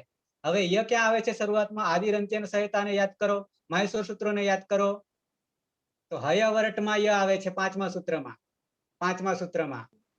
અને અંતિમ ય ક્યાં આવે છે? કપય આવે છે 12મા સૂત્રમાં આવે છે. ત્યાં સુધીના જે વર્ણો જે છે યઈ પરસવર્ણ. પરસવર્ણ એટલે પરસવર્ણનો અર્થ એવો કરવાનો છે, પરસવર્ણ પ્રથમા વિભક્તિમાં છે, એટલે કે એ આવીને બેસે. તો વાત એટલી છે કે આપણા જે વર્ણો જે છે કક્કો, એ કક્કાની અંદર પાંચમો જે વર્ણ છે, સાંભળજો, પાંચમો જે વર્ણ છે એટલે કે અનુનાસિક છે. અને એ અનુનાસિકમાં આપણો ન આવીને બેઠો અનુસ્વારનો આપણે આગળ જે નનો અનુસ્વાર કર્યો, અને અનુસ્વારનો પાછો ન કરવાનો છે. અનુસ્વારનો પાછો ન કરવાનો છે. કેમ ન કરવાનો છે? તો કે અનુસ્વારસ્ય યઈ પરસવર્ણ, તો યઈ પરમાં હોય, પરમાં હો, તો પરમાં યઈ પ્રત્યાહારમાં પાછો ત આવી જાય છે, તમને બતાવી દઉં. અનુસ્વારસ્ય યઈ વર્ણે પરે પરસવર્ણ આદેશ થાય છે. કેવો આદેશ થાય છે? તો કે યઈ પ્રત્યાહારમાં બધા જ વ્યંજનો આવી જશે અને અંતસ્થ આવી જશે, અંતસ્થ અને બધા વ્યંજનો આવી જશે. અને આવું થાય ત્યારે અનુનાસિકનો પાછલો વર્ણ, આગલા 4 ગણવાના, એ 4 જો પાછળ હોય તો એ સવર્ણ તરીકે ઉચ્ચારણ સ્થાન અને પોતપોતાનો, એટલે કે જે 5 અનુનાસિક છે, કંઠ, તાલવ્ય, મૂર્ધન્ય અને દંત્ય, એમાંનો અનુનાસિક વર્ણ આવીને અનુસ્વારની જગ્યાએ બેસશે. આટલી વાત છે. તો આપણી પાસે કોણ છે? તો કે પાછળ ત રહેલો છે અને આગળ અનુસ્વાર રહેલો છે. અને હવે એનો સવર્ણ કરવો હોય તો ફરી યાદ કરો પાછા, તો કે ત કયા હરોળમાં આવે છે અને એનો અનુનાસિક કયો છે? કારણ કે યઈ સપ્તમી વિભક્તિ છે, એ પરમાં હોય, એટલે કે 25 વર્ણો અને અંતસ્થ. તો એમાં ત કઈ હરોળમાં આવે છે? તો કે ત થ દ ધ ન. તો અંતિમ કયો છે અનુસ્વારનો શું થઈ જશે? અંતિમ અનુનાસિક થઈ જશે અનુસ્વારની જગ્યાએ. કેમ? તો કે પાછળ ત આવેલો છે, અને એ ત કયો છે? યઈ માનો છે, યઈ પ્રત્યાહાર માનો છે. તો જોઈએ હવે પરિસ્થિતિ શું થાય છે તે. જુઓ હવે અહીંયા ટી જે છે એ યઈ માનો ત છે, જલ તો આગળ આપણે જોઈ ગયા. હવે આ સૂત્ર એવું કે છે કે અનુસ્વારસ્ય યઈ પરસવર્ણ, આવું સૂત્ર કે છે. એટલે હવે આપણે શું કરીશું? પરમાં યઈ છે એટલે કે ત છે, અને એ ત નો અનુનાસિક કોણ છે, એટલે કે 5મો કયો છે? તો કે ન છે. આ ન છે, બરાબર છે. તો હવે આપણે નને મૂકી દેશું કોની જગ્યાએ? અનુસ્વારની જગ્યાએ. તો હવે આપણે થઈ જશે, ફરી લખીએ તો કે ભ, અને અહીંયા પાછો વ આખો થઈ જશે, કારણ કે ઉમેરી દઈએ અંદર, અને પછી આપણે પાછા અંતિ કરી દઈએ અને ભવંતી બની ગયું. આટલી પ્રક્રિયા 3 સૂત્રો મેં તમને વધારે આપ્યા. કેવી રીતે? પહેલું આપ્યું હતો ગુણે, અ બંને સંધિ નહીં થઈ, કારણ કે સાર્વધાતુક પ્રત્યય હતો, અને સાર્વધાતુક પ્રત્યયને કારણે ગુણ કરવો પડ્યો, અને પરરૂપ એકરૂપ થઈ ગયો હતો ગુણેથી. પછી અનુસ્વાર એટલે ન આવીને ઉભો રહ્યો અંતિમાં, ત્યારે ન નો પાછો અનુસ્વાર કરવો પડ્યો, બરાબર છે. નશ્ચ અપદાંતસ્ય જલી સૂત્રથી નશ્ચ અપદાંતસ્ય જલી, કારણ કે અપદાંતમાં ન હતો તો એનો અનુસ્વાર કરવો પડ્યો, પણ અનુસ્વાર કરવાથી પાછો જૈસે તે કરવું પડ્યું. કયા સૂત્રથી? તો કે અનુસ્વારસ્ય યઈ પરસવર્ણ, આ સૂત્રથી. પછી આપણને ભવંતી સીધું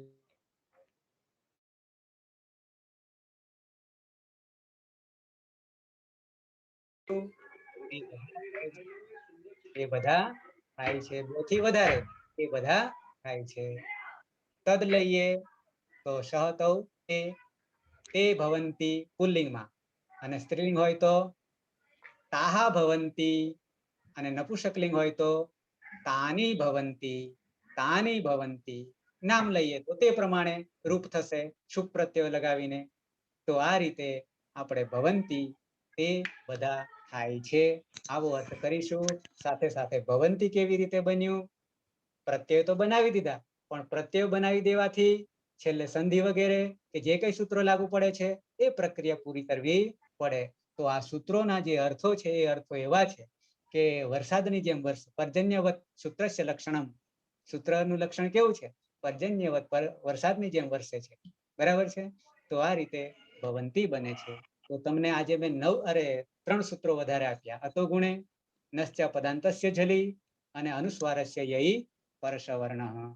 હવે મધ્યમ પુરુષમાં જે પ્રત્યયો આપણે બનાવ્યા હતા થી થહ, એમાં ખાલી પ્રત્યયોથી ચાલશે, એકલા પ્રત્યયો મૂકી દેશો તો ચાલશે. પણ ક્યાં વિશેષતા આવે છે એ હું એક સૂત્ર તમને બતાવી દઉં છું, જેથી આપણે 3 સધાઈ જશે. ઉત્તમ પુરુષમાં મીપ વસમસના પ્રત્યય આપણે બનાવી દીધા, એટલે મી વહ મહ થઈ ગયું. પણ એમાં વિશેષતા શું છે એ તમને હું એકને બનાવીને હું આ કાર્ય આજે પૂરું કરીશ. કારણ કે એમાં એક સૂત્ર ઉમેરાય છે વધારાનું. 3 સૂત્રો તો આપણે જોયા, પણ હજી એક સૂત્ર જોઈ લઈએ, ચોથું પણ જોઈ લઈએ, જેથી તમને આખું ભૂ ધાતુના લટ લકાર, પરસ્મય પદ અને અદંત અંગ, હજી આપણે અનદંતનું પણ કરીશું અને અભ્યસ્તનું પણ કરીશું. પણ અત્યારે અદંત અંગને, ભૂ ધાતુને, લટ લકારનું પૂરું કરીએ. એટલે એક સૂત્ર તમને હજી હું બતાવું છું. ઓકે, ભવંતી સુધી જ આપણે કાઢીએ. ભવ તો આપણે જોઈશે જ, અને મધ્યમ પુરુષના તમારા ઉપર છોડું છું 3 પ્રત્યયો, કારણ કે એમાં કોઈ નવું સૂત્ર આવતું નથી એટલા માટે. બરાબર છે? પણ ઉત્તમ પુરુષમાં આપણે જે પ્રક્રિયા બની રહી છે એ પ્રક્રિયામાં એવી રીતે બની રહી છે કે એમાં પણ એક નવી વસ્તુ આવી છે. શું આવી છે? તો ઉત્તમ પુરુષ એક વચનને લઈએ તો એનો પ્રત્યય છે મીપ છે. ટીપ સીપ ને મીપ.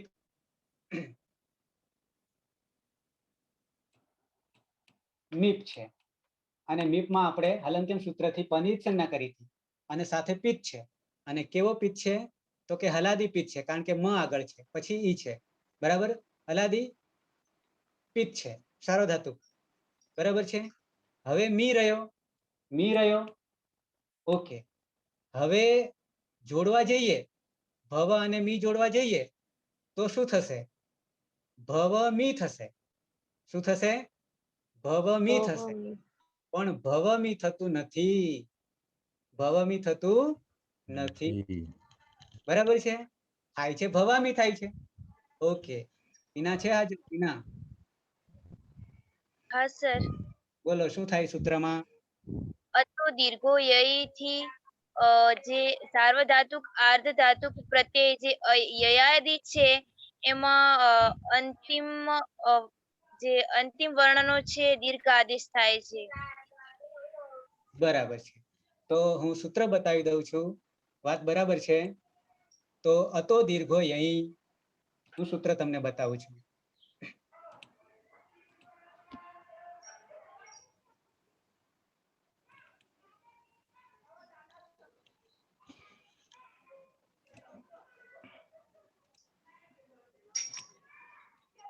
ઓકે, તો આ સૂત્ર છે તમારી આગળ. સૂત્ર કે છે અતો દીર્ઘો યઈ. અલગ પાડીએ, અથ નું અતઃ પંચમી ષષ્ઠી બંને સરખા થાય. બરાબર છે? અદંત અંગ. અને શું કે છે કે દીર્ઘ ક્યારે થાય? તો યઈ, પેલો આગળ યય આપણે જોયો હતો પ્રત્યાહાર, પણ અહીંયા યય પ્રત્યાહાર છે. ય પછી ય છે. હવે આ પ્રત્યાહાર થી કેટલા વર્ણો આવશે? તો કે યવર લ અને અનુનાસિક યમંગણનમ, એટલે કે ય મ અંગ અને અણ ન અને જભ, આટલા વર્ણો આવશે. બરાબર છે? યય પ્રત્યાહાર બરાબર. હવે શું કે છે કે સારો ધાતુક પ્રત્યય એટલે આપણો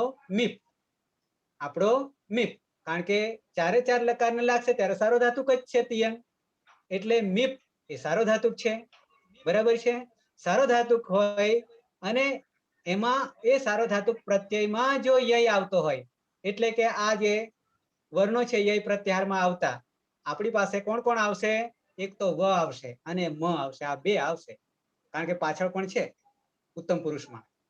બરાબર છે. તો વ અને મ આપણી પાસે આવશે. અને વ મ જ્યારે આવે એટલે કે યય પ્રત્યાહારમાંના વર્ણો આવે ત્યારે અંગનો દીર્ઘ થાય છે, અદંત અંગનો દીર્ઘ થાય છે. આવું સૂત્ર કહે છે. અદંત અંગ કયો છે? તો ભવ. ભવ એ અદંત અંગ છે. કેવી રીતે જુઓ તો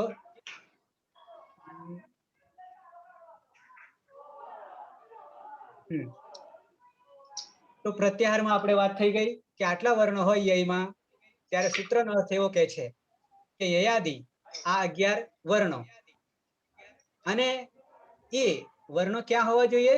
સાર્વધાતુક પ્રત્યયમાં, તિયંગ પ્રત્યયમાં. 11 માંથી કોઈ પણ અદંત અંગ, ત્યારે અદંત અંગ એટલે કે આપણું જે ભવ છે એ અદંત અંગ છે. એમાં અંતિમ વર્ણ એનો દીર્ઘ થઈ જાય છે, દીર્ઘ આદેશ થઈ જાય છે. એવું આપણું આ સૂત્ર છે. અતો દીર્ઘો દીર્ઘ યઈ. યઈ પરમાં હોય, યઈ પરમાં સપ્તમી વિભક્તિ એકવચન છે. સપ્તમી વિભક્તિ જ્યાં જ્યાં આવે ત્યારે સમજવાનું તમારે કે પરમાં આવે, એ પરમાં આવે. તો આ રીતે એનો અર્થ આપણે કર્યો કે યયાદિ સાર્વધાતુ કે પ્રત્યય પરે અદંતસ્ય અંગસ્ય અંતિમ વર્ણસ્ય દીર્ઘાદેશ ભવતિ, એટલે કે અંતિમ વર્ણનો દીર્ઘ આદેશ થાય છે. એટલે આપણી પાસે અંતિમ ભવ અંગ છે, એમાં અ છે, અને એ અનો આ થઈ જશે આ સૂત્રથી. અતો દીર્ઘો યઈ. બરાબર છે. તિયંસિત સાર્વધાતુક બે તો સાર્વધાતુકનું સૂત્ર છે. તો ફરી પાછા આવીએ હવે પ્રક્રિયા તરફ. તો આ પ્રક્રિયામાં આપણી પાસે આ જે વ છે એ અંગનો છે, અહીંયા અ છે વમાં, એ અદંત અંગ છે. અને એ અદંત અંગનો શું થઈ જશે? તો કે દીર્ઘ થઈ જશે. અતો દીર્ઘો યઈ. પરિણામે ભવા અને આ મી ઉમેરી દઈએ તો ભવામી થઈ જશે. અને એ જ રીતે દ્વિવચનમાં પણ અતો દીર્ઘો યઈ સૂત્ર લાગુ પડશે અને ભવા વહ થઈ જશે. ભવ વહ નહીં થાય, ભવા વહ થઈ જશે. અને એ જ રીતે બહુવચનમાં ભવામહ થઈ જશે. અતો દીર્ઘો યઈ સૂત્રથી. તો આ રીતે 9 પ્રત્યયો લાગીને ભૂ ધાતુ પરસ્મય પદ, અદંત અંગ અને લટલકાર, એક ધાતુની પ્રક્રિયા આપણે પૂરી કરી. એક ધાતુની પ્રક્રિયા પૂરી કરી. સાથે સાથે આ એક ધાતુને સાધવાથી કેટલા ધાતુ સધાશે એ પણ તમને કહી દઉં અત્યારે, ફિક્સ આંકડો. હવે ચોથા પ્રકરણમાં ધાતુઓ જે યાદી આપી છે એ યાદીમાં 240માં ધાતુથી શરૂઆત કરવાની, 240માં ધાતુથી શરૂઆત કરવાની અને 993મો ધાતુ ત્યાં સુધી જવાનું. અને ત્યાં સુધીના ધાતુમાં ઉભયપદી ધાતુઓ અને પરસ્મયપદી ધાતુઓ, આત્મનેપદના ધાતુઓ કાઢી નાખવાના. તો એટલા ધાતુઓની પ્રક્રિયા આ ભૂના જેવી થશે. કેમ? અદંત અંગ છે. અને અદંત અંગને આ લટલકારના પ્રત્યયો આવી રીતે જ પ્રક્રિયા થશે. એટલે કેટલા પ્રત્યયો થશે?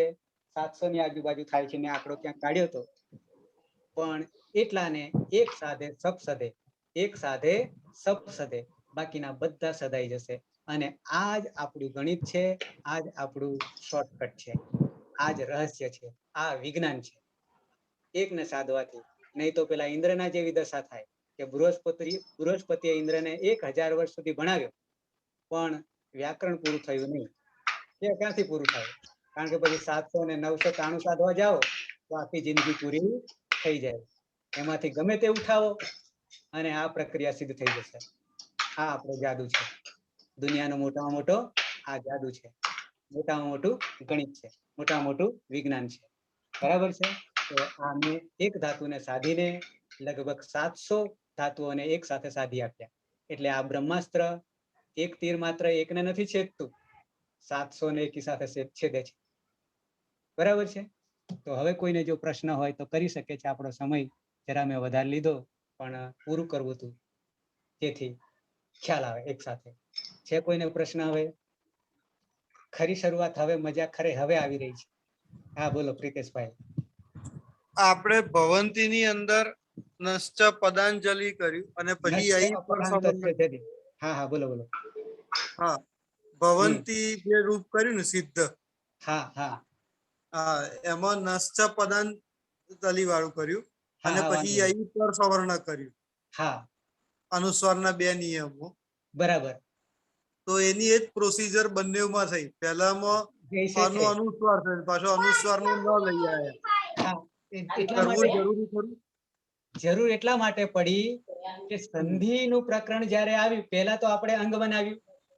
હા અંગની રીતે આપણે ત્યાં સાચા ઠર્યા, પણ અપદાંત હોવાને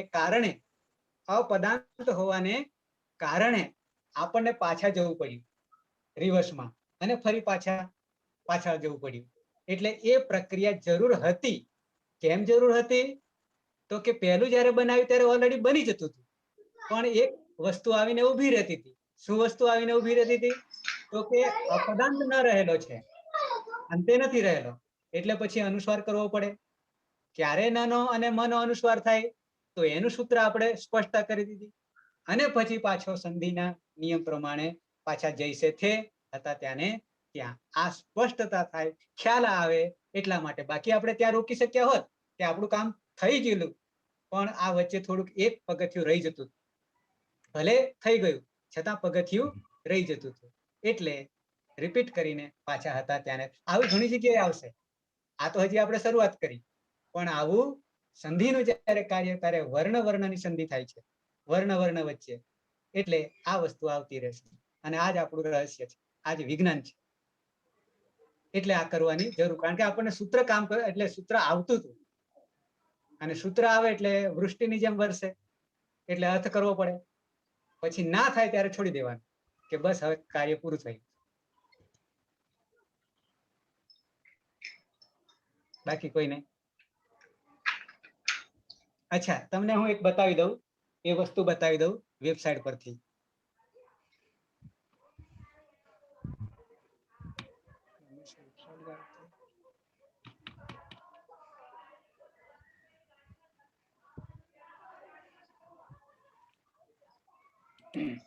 હા, હવે આપણા જે ભૂ ધાતુ તમને દેખાશે ધાતુ પાઠ, અને એ ધાતુ પાઠમાં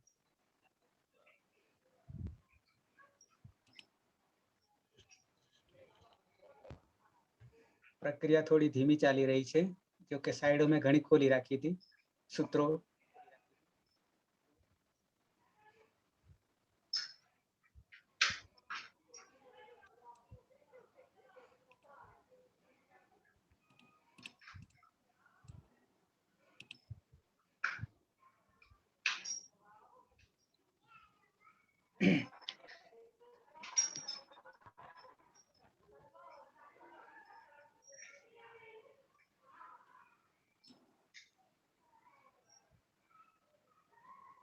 સ્પીડ પહેલી વાર આવું થઈ રહ્યું છે કે જે ધીમી ગતિ આવી રહી.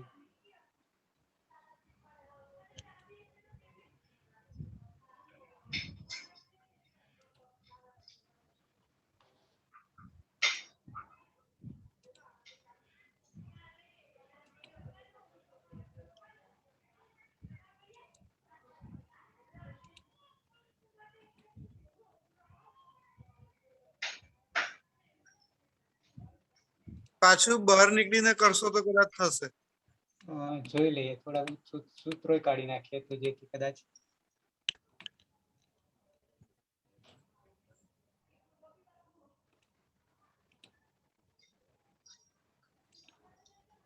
તો ફરી એવું કરી જવું, કદાચ શક્ય થઈ જાય તો.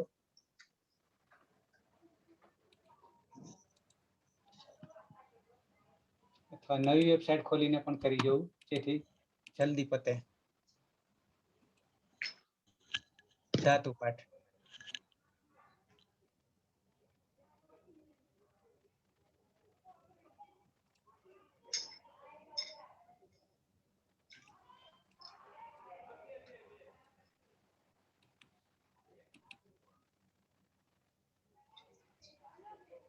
તો એની જ પ્રક્રિયા.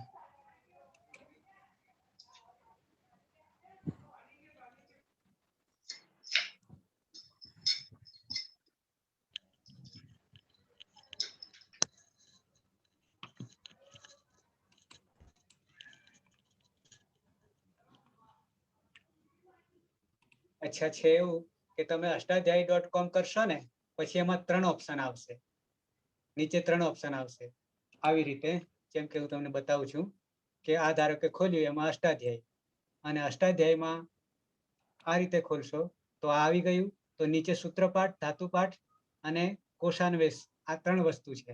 તો એમાં સૂત્રપાઠ, એમાં બધા સૂત્રો છે, અને ધાતુપાઠ જે છે એમાં 2000 ધાતુઓ છે, 2000 થી વધારે પણ છે. તો ધાતુપાઠને ક્લિક કરશો તો પહેલો જ ધાતુ ભૂ આવીને ઉભો રહેશે, અને ભૂના બધા જ એટલે 10 લકારના રૂપો તૈયાર હશે.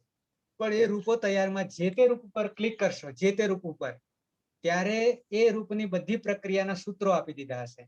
અને એ સૂત્રોમાં આપણે આ નશ્ચ, અપદાંતસ્ય, જલી છે કે પછી પાછલા જે સૂત્રો છે એનો ક્રમ ક્રમશઃ લગભગ 25 જેટલા સૂત્રો કામ કરશે એકી સાથે. આગલા બધા કોમન છે, પણ જ્યાં જ્યાં પરિવર્તન આવે છે મેં આટલા જ લીધા છે. આગલા બધા કોમન છે જે આપણે એક સાથે જોઈ ગયા હતા. તો આ રીતે તમને ત્યાં પણ મળી જશે. પણ એ સૂત્રો પાછળ જે વાદળી કલરમાં નંબર આપ્યા છે એ નંબર પર ક્લિક કરશો તો આખું એનું ડિટેલ વર્ણન મળશે.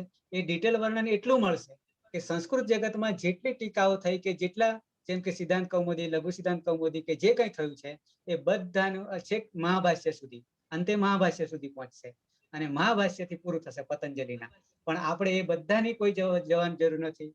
કાશિકા જે છે એ કાશિકા સુધી, એટલે કે વૃત્તિ ગ્રંથો અને પ્રક્રિયા ગ્રંથો.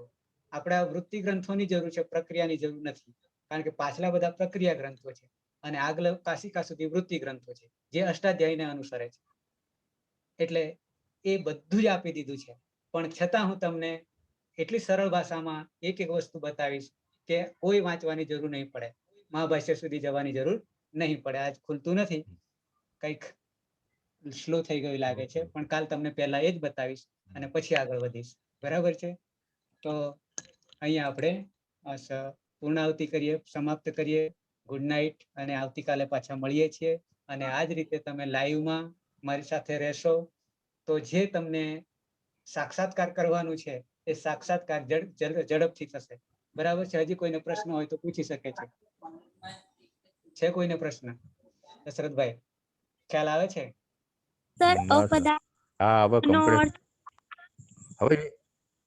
અપદાર્થ અર્થમાં છે પણ અપદાર્થ એટલે કે પદના અંતે નથી એવો વર્ણ. પદના અંતે નથી તેવો એટલે કે વચ્ચે આવતો વર્ણ અપદાંત. અપદાંત, પદ અને અપદ. અપદાંત એટલે કે પદના અંતે નથી, અંતે હોય તો છેલ્લો. હેલો. હા દશરથભાઈ બોલો. હા, અનુસ્વારની જે વાત કરી સાહેબ, બરાબર? હા. હવે અનુસ્વારની પછી ધારો કે કોઈ સ્પર્શ વ્યંજન સિવાયનો કોઈ વર્ણ આવતો હોય તો કયો અનુનાસિક મૂકવો? સંયમ હોય. હા, પાછળ ય છે. પાછળ એવું એક ઉદાહરણ પૂછાયેલું છે. બરાબર છે. હવે એ જરા એવું હતો. પહેલા તો આપણે એ વિચારવાનું છે કે 25 આપણા સ્પર્શ વ્યંજનોનું જે ગ્રુપ બનાવ્યું છે, 25 કચટ તપ વર્ગ, કુચુટુતુ વર્ગ છે.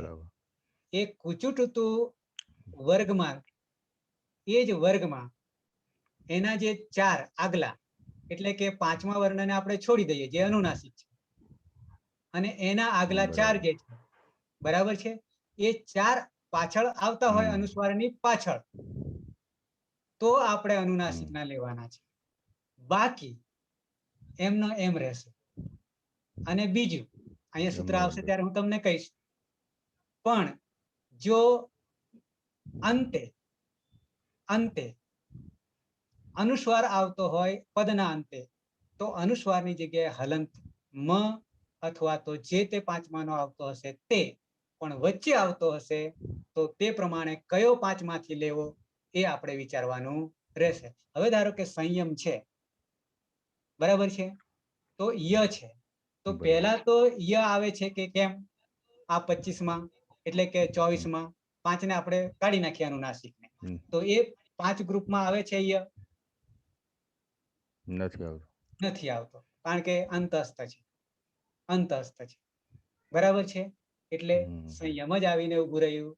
હા, સ હશે ને તો પાછો એનો એ જ રહેશે, હમ. એમાં પણ બદલાતો નથી. એ અલગ સૂત્ર છે, પાછું એનું સૂત્ર અલગ છે. એ બરાબર. જ્યારે જ્યારે આવશે તો તમને પાછો એ યાદ કરાવી દઈશ. ઓકે એટલે ઓકે ઓકે. એટલે આપણે 25 માંથી 20 વર્ણો છે કે 20 ઉદાહરણો આપણા થશે અનુસ્વારના, 20 ઉદાહરણો થશે બરાબર. જો પદની વચ્ચે આવશે ઓકે તો, ઓકે. બરાબર છે. તો એ રીતે જે બરાબર. તે વર્ણ આવતો રહેશે. ઓકે, ધન્યવાદ. હા, કોઈ બીજાને? શુભરાત્રી. શુભરાત્રી. તો બંધ કરીએ છીએ. આવતીકાલે પાછા 9 વાગે મળીએ છીએ. અને શુભરાત્રી. શુભરાત્રી. હા, શુભરાત્રી. શુભરાત્રી.